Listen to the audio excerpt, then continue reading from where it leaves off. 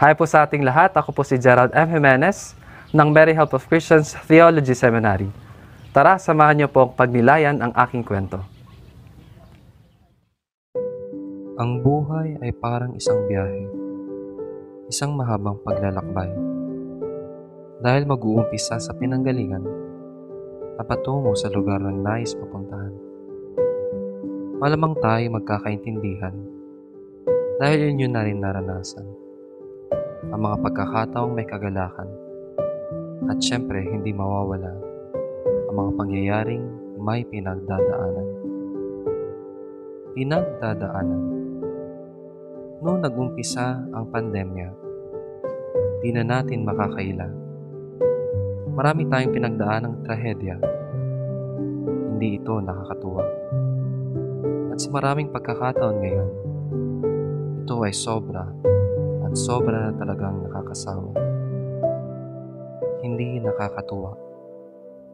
Katulad din ninyo, dahil sa pandemya, maraming bagay na hindi ko na magawa. Nakakabagot, nakakairita. Natatandaan niyo pa ba yung unang beses ang pinto ng ating bahay ay matagal nang nakasara? Di makalabas at di mapakalinga. Parang gusto na rin kumawala, magsigaw at magwala. Naalala niyo pa ba? Noong unang beses tayong di nakapunta sa ating mga parokya upang magdasal kasama ang buong pamilya, magpuri sa Diyos at magsimba. Mapapakamot na lang ako na ang unang grandeng pagdiriwang ng mahal na araw, tayo nasa bahay lamang, nanonood ng banal na misa. Nawawala. Nakakatawang isipin na kahit ako'y nasa bahay, ay ako'y nawala. Pagdarasal ay wala ng sigla, pinapalipas ang paggalaw sa tala ng mga bituin sa gabi at kaulapan sa umaga. Nagdaang araw ay kay bilis lumipas. Panahong nagdaan ay di na may babalik sa umpisa. Sayang, ang daming nawala. Nakatulala. Gigising, kakain, pero matutulog ulit. Gigising at halos lahat ng oras, kahit ito'y saglit, ay nakalaan sa pagkakatulala. Nakatingin, nakatingala, panay buntong hininga.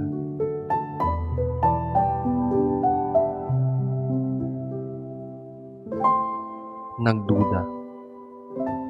Itong panahon ng pandemya, sa Diyos ako'y nagtataka, nagdududa. Minsan ay tanong ko nga sa Kanya, O Diyos, nandiyan ka ba talaga? Bakit maraming buhay ay nawala? Bakit lalong naghihirap ang mga tao? Sila'y kawawa. At sa aming bansa, laganap ang kasamaan pa. Walang nangyayaring hustisya. Sa pagkakawala, umusbong ang matibay na paniniwala. Sa tulong ng iba, lalo na ang mga kapatid kong mga seminarista, kasama ang aking mga pamilya. Ako'y inalalayan at laging kinamusta. Aking napagtanto na hindi ako nag-iisa. Sa paglalakbay sa hirap ng buhay, ako'y may kasama. Tandaan mo ito, hindi ka nag-iisa. Sa pagkakatulala ay aking hinubog bigla ang paggawa ng mga tula, tulang aking panalangin sa Diyos Ama. Sa pagsulat na sa puso'y nagmumula, pagkatulalay na idaan sa paggawa ng mga tula.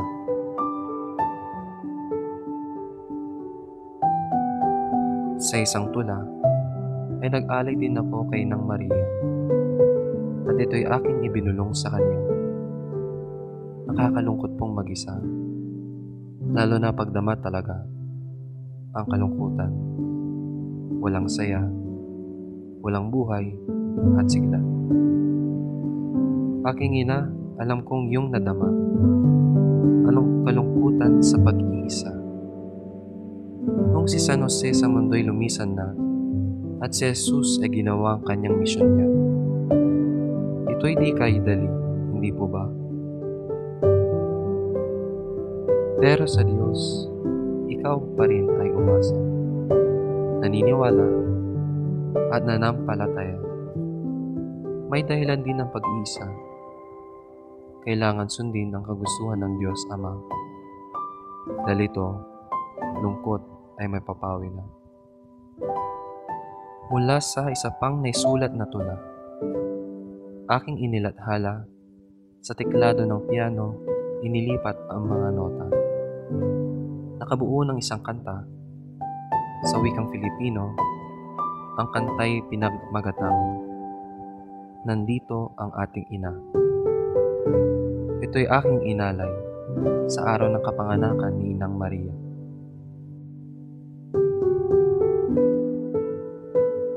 Teary eyes, helpless cry, burdened hearts heavily sigh. As I plead towards the sky, loving mother why? Standing there nearby, I am here at your side. Dear mother, that is your reply. In you we rely. Hear us, our mother, our own prayers. As one we all offer. To your son, kindly whisper. Listen to my beloved sons and daughters. Sa panahon ng pandemya, makakadama tayo ng pag-iisa, pagkalumbay at pagkabalisa. Pero tumingala lamang tayo kay Nang Maria. Dahil sa paglalakbay natin sa buhay, siya ay gumagabay at ating laging kasama. Hinding-hindi niya tayo kakalimutan, di kailanman niya tayo pababayaan. Ang ating ina ay lagi siyang nandiyan.